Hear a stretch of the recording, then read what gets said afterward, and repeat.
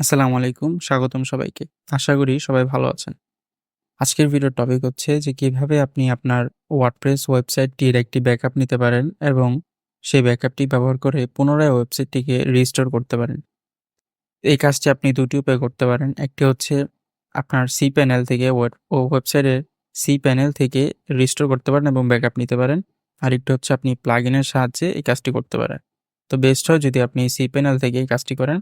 আজকের ভিডিওতে আমি cPanel থেকেই কিভাবে ব্যাকআপ এবং রিস্টোর করতে হয় সেটা শিখাবো। তো ধৈর্য ধরে পুরো ভিডিওটি দেখার অনুরোধ করছি। তো ভিডিওটা শুরু করছি। তো আপনারা দেখতে পাচ্ছেন এটা হচ্ছে আমার ওয়েবসাইট, WordPress ওয়েবসাইট। এই ওয়েবসাইটটি ব্যাকআপ নেব এবং রিস্টোর করব। তো ব্যাকআপ নেওয়ার জন্য ১ম এ আপনার ওয়েবসাইটের cPanel এ প্রবেশ করতে হবে। এজন্য ১ম এ আপনি আপনার ওয়েবসাইটের ডোমেইন নেমটা লিখবেন। তারপরে একটা ফরওয়ার্ড স্ল্যাশ দিয়ে cPanel লিখে এন্টারে ক্লিক করবেন। এন্টারে ক্লিক করার পরে আপনি একটা লগইন সেকশন পাবেন, লগইন ইন্টারফেস cPanel লগইন করার। এখানে ইউজার নেম, পাসওয়ার্ড দিয়ে লগইন করে নিবেন।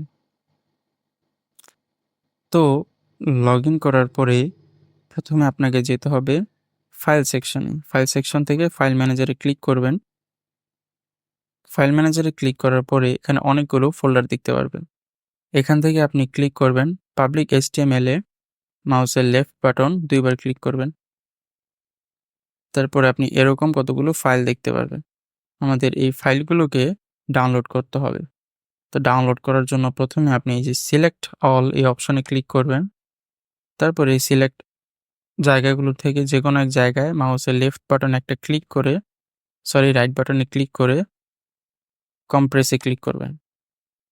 তারপরে জিপ আর্কাইভ এটাতে সিলেক্ট করে কম্প্রেস ফাইলস এ ক্লিক করবেন।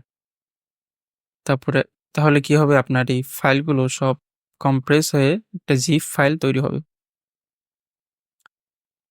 তো আমরা অপেক্ষা করি।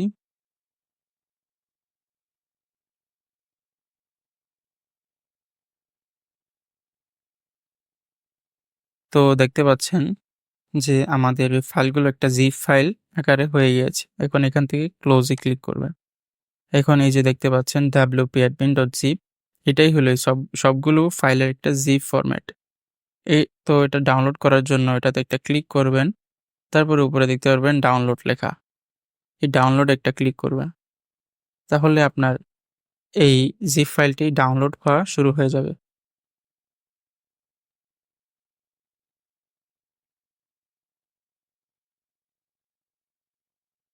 তো এই যে দেখতে পাচ্ছেন আমাদের অ্যা জিপ ফাইলটি অলরেডি ডাউনলোড হওয়া শেষ। এই যে এখানে ডাউনলোড হয়ে গিয়েছে। এরপরে আমাদের আরেকটি কাজ করতে হবে। সেটা হচ্ছে এখান থেকে আপনি ব্যাকে যাবেন। অর্থাৎ cPanel এ আবার যাবেন। এখান থেকে একটু নিচে যাবেন। নিচে যাওয়ার পরে ডেটাবেস অপশনে থেকে ম্যানেজ মাই ডেটাবেস এটাতে ক্লিক করবেন।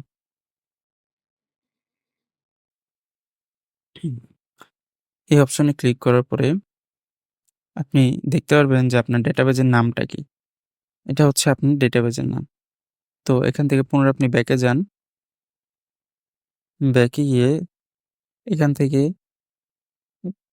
ডেটাবেস সেকশনেই php-myadmin এটাতে ক্লিক করবেন। এটাতে ক্লিক করার পরে এই যে আপনার সেই ডেটাবেসটা এখানে দেখতে পাচ্ছেন। তো আপনি এখানে একটা ক্লিক করবেন। এখানে ক্লিক করার পরে এই যে এটা হচ্ছে আপনার ডেটাবেজের সমস্ত ফাইলগুলো। তো আমাদের এগুলো ডাউনলোড করতে হবে। এই সবগুলো ফাইল ডাউনলোড করার জন্য আপনি চেক অল এ ক্লিক করবেন। চেক অল এ ক্লিক করার পরে উইথ সিলেক্টেড এটাতে অ্যারো বাটনে ক্লিক করে এক্সপোর্ট এ ক্লিক করবেন। এক্সপোর্ট এ ক্লিক করার পরে যেরকম আছে সেরকমই থাক। আপনি এখান থেকে এক্সপোর্ট এ ক্লিক করবেন। তাহলে আমাদের এই ডেটাবেসটা পুরোপুরি ডাউনলোড হয়ে যাবে। তো এই যে আপনারা দেখতে পাচ্ছেন এটা হচ্ছে আমাদের সেই HTML আর এটা হচ্ছে ডেটাবেজের ফাইল। ২ টা ফাইল আমাদের ডাউনলোড করা শেষ। অর্থাৎ আমাদের ওয়েবসাইট ব্যাকআপ করাও শেষ। এখন যদি আপনার ওয়েবসাইটের কোনো ক্ষতি হয় বা কোনো ফাইল মিসিং হয়ে যায় তাহলে আপনি আপনার সেই ফাইলগুলো ইউজ করে পুনরায় আপনার ওয়েবসাইটটিকে রিস্টোর করে নিতে পারবেন। তো এখন আমি দেখাবো যে কিভাবে আপনি আপনার ওয়েবসাইটটি যদি ক্ষতি হয় তাহলে কিভাবে পুনরায় সেটাকে রিস্টোর করতে পারেন। তো ধরেন আমি আবার cPanel এ যাই।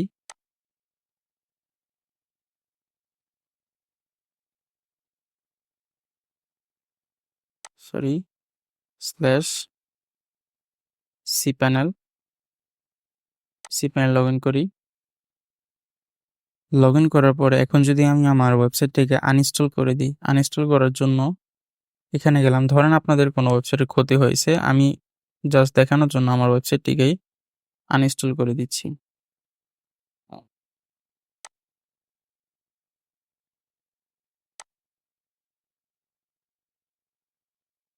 তো এ হচ্ছে আমার ওয়েবসাইটটি।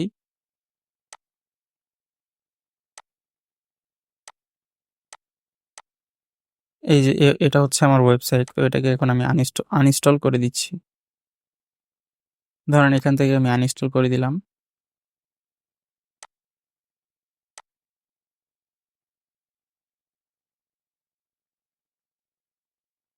আমার ওয়েবসাইটটি এখন আনইনস্টল করার কাজ শেষ। তো এখন যদি আমার ওয়েবসাইটে রিলোড দেই, আপনারা দেখতে পাচ্ছেন এখানে আমার ওয়েবসাইটটি আর দেখা যাচ্ছে না। তো এখন আমি দেখাবো যে কিভাবে আপনার ওই ব্যাকআপ করা ফাইলগুলো দিয়ে পুনরায় আপনার ওয়েবসাইটটিকে রিস্টোর করতে পারেন। এজন্য পুনরায় আপনি আপনার cPanel এ প্রবেশ করুন ওয়েবসাইটের। এই যে cPanel এ প্রবেশ করার পরে আপনি স্ক্রল করে ফাইল ম্যানেজারে ক্লিক করবেন। ফাইল ম্যানেজারে ক্লিক করার পরে পুনরায় পাবলিক HTML এ ডাবল ক্লিক করবেন। তারপর আপনি এরকম ২ টা ফাইল দেখতে পারবেন। আবার নাও দেখতে পারেন। আমি এই ২ টা ডিলিট করে দিচ্ছি।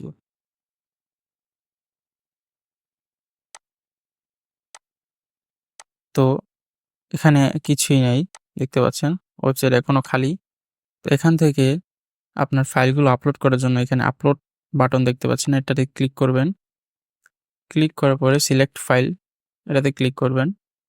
তারপরে আপনি যেই ফাইল দুটো ব্যাকআপ নিয়েছিলেন ওটার মধ্যে থেকে যেটা জিপ ফাইল ওটা সিলেক্ট করে ওপেনে ক্লিক করবেন। তো এটা আপলোড হয়ে যাচ্ছে, জিপ ফাইলটা এখন আপলোড হচ্ছে।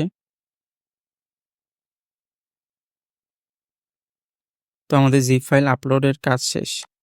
এখন যদি আমি ব্যাকে যাই, দেখতে পারবেন যে আমাদের জিপ ফাইলটা আপলোডের কাজ শেষ। এখন এটা জিপ আকারে আছে, এটাকে আনজিপ করতে হবে। আনজিপ করার জন্য এটাতে ক্লিক করে রাইট বাটনে ক্লিক করব, তারপরে এক্সট্রাক্ট এ ক্লিক করব। তারপরে এক্সট্রাক্ট ফাইলে ক্লিক করতে হবে। দেখতে পাচ্ছেন আমাদের জিপ ফাইলটা আনজিপ করার কাজ শেষ। এখন যেটা জিপ ফাইল ছিল ওটা ধরে ডিলিট করে দিন, সমস্যা নেই। এটা ডিলিট করে দিই। তো আনজিপ করার কাজ শেষ। এখান থেকে ছোট্ট আরেকটি কাজ করতে হবে। এখান থেকে সেটিংস এ ক্লিক করবেন। সেটিংস এ ক্লিক করে যদি এখানে চেক মার্ক করা না থাকে এটাতে চেক মার্ক করে এটাতে টিক দিয়ে সেভ এ ক্লিক করে দিবেন। এরপর যদি আপনি ওয়েবসাইটে যান, দেখতে পারবেন এরর এস্টাবলিশিং এ ডেটাবেস কানেকশন। অর্থাৎ আমাদের ডেটাবেস ফাইলটি এখনো আপলোড করা হয়নি এবং ইউজারের সাথে কানেক্ট করা হয়নি। এখন আমাদের ওই কাজটি করতে হবে। এর জন্য আপনি পুনরায় আপনার cPanel এ প্রবেশ করবেন। cPanel এ প্রবেশ করার পরে একটু নিচে যাবেন। নিচে গিয়ে দেখতে পারবেন ম্যানেজ মাই ডেটাবেস, এটাতে ক্লিক করবেন। এটাতে ক্লিক করার পরে আপনার ডেটাবেস ক্রিয়েট করতে হবে এবং ইউজার ক্রিয়েট করতে হবে। এখন ডেটাবেস এবং ইউজার ক্রিয়েট করার ক্ষেত্রেও একটা শর্ত আছে। সেটা কি? সেটা আপনার হচ্ছে যেকোনো নাম দিয়ে ডেটাবেস এবং ইউজার যেকোনো পাসওয়ার্ড এগুলো দিতে পারবেন না। আপনার নির্দিষ্ট পাসওয়ার্ড দিতে হবে। এখন সেই নাম এবং পাসওয়ার্ড আপনি কোথায় পাবেন? এটা পাওয়ার জন্য আপনি সিম্পলি চলে যাবেন আপনি যেই জিপ ফাইলটা ডাউনলোড করেছিলেন ওটার মধ্যে প্রবেশ করবেন। ওটাতে প্রবেশ করার পরে আপনি একটি ফাইল দেখতে পারবেন wp-config.php, এটাতে ডাবল ক্লিক করবেন। ডাবল ক্লিক করার পরে নোটপ্যাড ফাইলে এটা ওপেন করুন। ওপেন করলে আপনি একটু নিচে গেলে দেখতে পারবেন যে ডেটাবেজ ইউজার নেম হচ্ছে এটা। ডেটাবেজ ইউজার নেম এটা পুরোটা। ডেটাবেস পাসওয়ার্ড এটা। তো আমাদের এই নাম এবং এই পাসওয়ার্ড দিয়ে ডেটাবেস খুলতে হবে এবং ডেটাবেস ইউজারের পাসওয়ার্ড এটা দিতে হবে। তো এইজন্য আমি শুধু নামটা কপি করে নিচ্ছি এখান থেকে। Ctrl+C দিয়ে নামটা কপি করলাম। কপি করার পরে এখানে অর্ধেক দেওয়াই আছে আগে থেকে, শুধু শেষ অংশটা দিতে হবে। এটা পেস্ট করলাম। পেস্ট করার পরে ক্রিয়েট ডেটাবেজে ক্লিক করবেন। তাহলে আপনার একটি ডেটাবেজ ক্রিয়েট হয়ে যাবে। অবশ্যই এ নাম দিয়ে করতে হবে, তা না হলে আপনার ওয়েবসাইটটি রিস্টোর হবে না। তো ডেটাবেস ক্রিয়েট করা শেষ। এখন আমাদের ইউজার ক্রিয়েট করতে হবে। ইউজারের জন্য এই নিচে গেলে দেখতে পারবেন অ্যাড নিউ ইউজার। এখান থেকেও অর্ধেক নাম দেওয়া আছে আর বাকি অর্ধেকে আমরা সেই নামটি দিয়ে দেব। সো শেষ অংশটা দিয়ে দিলাম। এরপর আমাদের পাসওয়ার্ডটা দিতে হবে। পাসওয়ার্ড কোথায় পাবো? পাসওয়ার্ড সেই নোটপ্যাড ফাইলটা ওপেন করব। এখান থেকে আপনি দেখতে পারবেন ডেটাবেজ পাসওয়ার্ড। ডেটাবেস পাসওয়ার্ড, এই পাসওয়ার্ডটা আমাদের সম্পূর্ণ কপি করতে হবে। শুধু এই যে অ্যাপোস্ট্রোফেট কমা বাদে বাকি মাঝের অংশটুকু কপি করতে হবে। কপি করার পরে এই পাসওয়ার্ডটা ডিলিট করে এখানে ওই পাসওয়ার্ডটা দিয়ে দিতে হবে দোনো জায়গায়। তারপরে ক্রিয়েট ইউজারে ক্লিক করতে হবে। ক্রিয়েট ইউজারে ক্লিক করার পরে দেখতে পারবেন আপনার একটি ডেটাবেস ইউজার ক্রিয়েট হয়ে গিয়েছে। তো এরপরে আমাদের একটি কাজ করতে হবে, সেটা হচ্ছে আমাদের ডেটাবেজের সাথে ইউজারকে অ্যাড করতে হবে। তো এইজন্য আপনি এখান থেকে অ্যাডে ক্লিক করবেন। অ্যাডে ক্লিক করার পরে অল প্রিভিলেজেসে ক্লিক করবেন এবং সবগুলো দেখবেন যে টিক মার্ক দেয়া আছে কিনা। তারপরে মেক চেঞ্জেসে ক্লিক করবেন। তো এখন আমাদের ডেটাবেস এবং ইউজার কানেক্ট হয়ে গিয়েছে। এখন যদি রিলোড দেই তাও এখনও কিছু আসবে না, কারণ আমাদের ডেটাগুলো আপলোড করা হয় নাই। তো ডেটা আপলোড করার জন্য আপনি পুনরায় টুলসে ক্লিক করবেন। টুলস থেকে একটু নিচে গিয়ে ডেটাবেস সেকশনে পিএইচপি মাই অ্যাডমিনে ক্লিক করবেন। এটাতে প্রবেশ করলে আপনি দেখতে পারবেন যে ডাটাবেসটা ক্রিয়েট করছেন সেটা এখানে দেখা যাচ্ছে। তো এটাতে ক্লিক করবেন একটা। ক্লিক করার পরে আপনি এখান থেকে ইম্পোর্টে ক্লিক করবেন। ইম্পোর্টে ক্লিক করার পরে চুজ ফাইল এটাতে ক্লিক করবেন। তারপরে আপনার ওই ব্যাকআপ করা ডেটাবেস ফাইলটা এখানে ওপেন করে দিবেন। ওপেন করার পরে এইখানে সেটিংগুলো যেভাবে আছে ওইভাবেই থাক। আপনি এখান থেকে ইম্পোর্টে ক্লিক করবেন।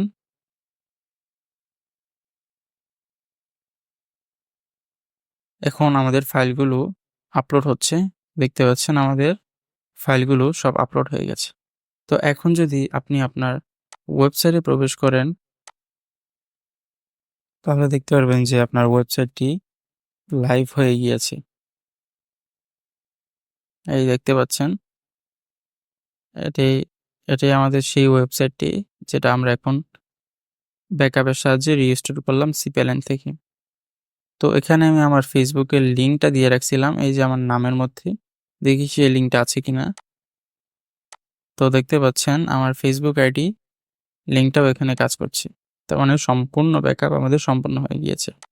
তো আপনি যদি আমার মতো এই স্টেপগুলো ফলো করে আপনার ওয়েবসাইটের ব্যাকআপ নেন এবং এভাবেই রিস্টোর করেন তাহলে অবশ্যই আপনার ওয়েবসাইটটি রিস্টোর হবে।